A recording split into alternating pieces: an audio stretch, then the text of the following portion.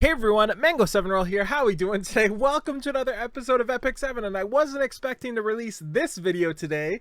So I was just linked this 5-star Covenant Hero Hwayoung balance adjustments preview. I don't know what it is yet. Just as a heads up, I never look at spoilers, so this is always your first sort of reaction from me, a casual fun player that doesn't know anything, you know? And I'm pretty excitedly confused. I don't think they've ever done this before. I'm assuming it's a nerf, right? They're not going to be like, breaking news, we buffed Hwayoung. It's been a while since they've done something like this, so I'm kind of curious to see what happens. So from my perspective, from Hwayoung, before we get into this, there's a couple things it should do. Number one, Hwayoung, I'm okay with Hwayoung killing massively tanky units. I think that's okay. I think that's something that has a place. I think being able to deal with those units that just stack HP or whatever, I think that's entirely fine. I don't think it's okay that that same unit also tanks for days, that the same unit also self-buffs and cleanses. I don't think it's okay that that same unit just one-shots everything regardless of their HP. I think if there was a way to make them one-shot a high HP unit but not a low HP unit. And I also don't think if you give that person all of the above, I don't think their skill 1 should also do infinity damage versus any element, not just like elements it's good versus bad elements as well. So I'm not really sure how to balance that, right? Like, how do you make somebody kill something with a lot of HP and not something with like 14k? I'm sure there's ways, but I'm interested to see how they fix this. I'm kind of terrified here. Okay, so everything on screen. We're good. This is a pre-announcement to the planned balance adjustment of the 5-star Covenant hero Hwayoung, which will take place effect after the 27th. We will release a separate announcement for the other hero candidates that will be part of the upcoming balance patch. Before we begin, we would like to sincerely apologize for the disruption. Yeah, there we go. Balance adjustment will cause to our errors. Gameplay. With this in mind, we would like to explain and guide you through the process of how we came to balance adjustment decisions in as much detail as possible. Also to note, I think it's very important that gacha games have nerfs. I think nerfs are almost as important as buffs and changes. I think they keep the game fresh. I think it's really, really, really important for gacha games, especially ones without much content, to continuously change, improve, make worse, make better, balance, put stuff into the meta, put stuff out of the meta. I think that's integral for any sort of gacha game. A lot of people disagree with that because they spent money on their heroes and stuff, but I think it makes the game a better place. And as somebody who's played games where I've spent a lot of money, and the units I spent money on got nerfed, I was okay with that because overall it was better for the game, assuming the company knows what they're doing. Obviously, they can omega screw it up, but you know, for example, I don't want to bring Summoner's War into this, but I'm going to anyway. I think they did a pretty decent job at balancing. Obviously, the game was in balance. It's a gacha game with a billion different units, but I think they did nerfs and buffs decently well, and I was always more excited and more hyped to play Summoner's Wars after the patch than I was with Epic 7. And for those of you unaware, they're very similar games. Epic 7 basically took a lot of Summoner's War base balance stuff. And yeah, so E7's balance adjustment system has focused on improving heroes rather than diminishing them to retain a value of a hero that our heirs put time and effort into nurturing them. When a hero has too much influence, our response has always been to make the appropriate changes by buffing other heroes via periodic balance adjustments. However, we at E7 have tried several different approaches. It has become evident that the 5-star Covenant hero Hwayoung's overbearing influence throughout a large portion of the game has been difficult to suppress. Make sure you cap your spell suppression, folks. In particular, due to 5-star Covenant hero Hwayoung's presence, there has been a significant decrease in the usage of other attack-based heroes in the PvP space. This shift in hero usage in turn has caused many difficulties as we work to provide appropriate balance adjustments and diversified PvP content. While we sought to reduce her impact in the current meta with several indirect approaches, we concluded that it was necessary to resolve this issue directly, which ultimately led to this decision you see below. Once again, with a heavy heart, we regret to inform you that the 5-star Covenant hero, Hwayoung, will be going through a balance adjustments. Okay, here we go. So, Supersonic Kick. So, after the enemy attacks the enemy with a kick, increase the combat readiness of the caster by 15%. When the caster is buffed, inflicts additional damage proportionate to the caster's attack, regardless of whether the attack hits. Okay, I'm not gonna lie here. I thought it was just all the time. I completely forgot it was only when she was buffed. So what does it do now? Attacks the enemy with a kick. When the caster is buffed, a successful attack inflicts additional damage. That's very important. So that was one of my biggest problems with Hwayoung, is she'd be able to just go in against my people she missed against, or if she had decreased hit chance, and just do obnoxious amounts of damage. I didn't think that was okay, and I thought this was a way to get around it. Obviously, this proportionate to attack thing, but I didn't think it was as intended as they thought. So I'm really happy with that change so far. And damage dealt increased and the additional damage dealt decreased. I think that's also important.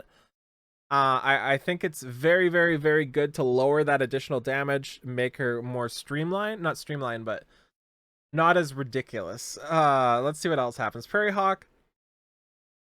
I'm scared to read this, guys. So attack increases by 50%. When attacking cannot trigger a crit. Now that's going to be 30%. So I imagine that's going to take 7k Hwayoungs down to like 6k, right? Interesting. And then Monarch's Flame. Let's look at the Awakening. So penetrates the target's defense is gone. After dispelling all debuffs from the caster, attacks the enemy with a secret technique and grants immunity. Blah, blah, blah. Penetrates the target's defense with pen rate, increasing proportionate to the difference up to a maximum of 100%. Also +1 turn cooldown. I thought that was really important as well.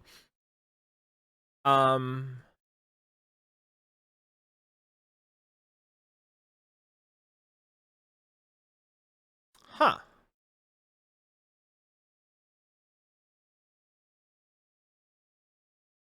Okay. Let's read what they say here. So, the purpose of this balance adjustment is to ensure that Hwayoung remains specialized in contesting enemies with high health while reducing her excessive influence as a damage dealer. Also, because her fast turn cycling made her difficult to deal with, it will be adjusted to a similar level as other healers or heroes. Supersonic Kick's powerful additional damage reduced viability of lower health. Attack-based heroes, high evasion heroes, and heroes with damage reduction effects. To resolve this, we plan to add a hit condition to Supersonic Kick and reduce the additional damage. To compensate for this loss of damage, we will slightly increase the basic skill's basic damage so that it will inflict an appropriate amount of damage when accurately hitting the target. So Monarch's Flaming Strike penetration rate will now be calculated proportionally to the difference in max HP, and the condition to reach 100% pen will be increased. While Hwayoung will still be able to inflict significant amounts of damage to heroes with higher max HP, her damage against those that do not have much of a difference in health will be reduced. So to alleviate the difficulty of responding to her fast turn cycling, we'll remove her CR effect from Supersonic Kick and increase the cooldown of Monarch's Flaming Strike. We hope these changes will increase the diversity of PvP heroes. Interesting. So, I'll talk about it in a second here. The recall policy pertaining to recalling a Covenant hero due to balance adjustments that reduce their viability will be changed. Heirs will now be able to exchange their recall target for another hero of the same grade that has been released as of the recall starting date. So that's pretty good, right? That's a good way to handle this. However, Covenants that are only obtainable through limited summons and those that cannot be summoned, such as Zero, Yuna, Cirilla, will be unavailable. Yep, of course. You will not receive any Covenant coins. Yep. When you receive, depending on the memory imprint, you will receive a new memory imprint called Mana Slate, which can be used for memory imprinting 5-star Covenants. Cannot be used on Moonlight, Limited Heroes, or Collab. Yep. Hwayoung's recall period will last 2 weeks. Yeah, this makes sense. If you would like to receive a fresh copy of a hero that was used, please contact customer service using the one. Yep. Must retain a copy of the memory. Yeah, everything here looks fine. They're basically just like covering their backs right now. Okay, so first reaction. I'm happy with this. I think this is good. I'm sure I'm completely wrong and missing something, and y'all are already yelling at me in the comments, but this looks pretty good. So what I'm worried about still with this is, one, you won't actually one-shot high HP targets now. I think there's a very good chance you don't now. Because you do lose 20% attack, right? And there's a couple other things. I'm also worried she's still just gonna slaughter low HP unit, not even low, like mid to low HP units. So I hate saying this because I know I'm gonna get yelled at. I'm sure there's something I'm missing, like I always do. I read every word. I tried my best. I have a scatterbrain. It's so hard for me to grasp these concept, guys. I like this. I think from the perspective they attacked most of the problems with their, one, cycling turns, two, her skill 3 was up too fast, 3, her barrier was just so obnoxious, but in a way that was kind of helped with the CR boost, 4, she just did way too much damage versus way too much damage on a miss, and way too much damage to just most things in general, which they fixed. Like, this is good, right? Am I wrong? Let me read comments to see how wrong I am. This is so stupid. Don't get me wrong, Hwa could be nerfed, but you just had a selector and many chose her. Further, she's really the only answer to many heroes out there, units that are just too strong. You balance Hwayoung first, who isn't a problem. Problem is units like A-Ravi. Yeah, I do agree with this. I do agree A-Ravi is a massive problem. I think she's just ridiculous problem. And this is true, Hwayoung deals with them, but she also deals with literally everybody. So I do agree with this person here. But at the same time, I'm like, yeah, I mean, they're in such a hard place, right? Because of this. This is why they're in such a hard place, because they have to do this or else everybody riots, right? If everybody doesn't riot and they just allowed to balance patch things, then they can balance stuff like A-Ravi. They can balance stuff like Sea Lilies. They can balance stuff like limited units. Like, notice these units they posted here. There's 2 Moonlights and there's 2 limited collab units. The reason why these ones aren't getting nerfs is because people will demand an ML selector here, and then will demand like a limited selector here. And on top of that, like, they'll be able to keep their A-Ravi because a lot of people have summoned 2 of these and 2 of these and then select something else on top of that. So they'll just be like abusing it to get another ML5. And that's the corner they're in right now. And they did it to themselves in a way by like succumbing to people's complaints. It's a tough spot. This is a really, really tough spot. She wasn't even dangerous anymore.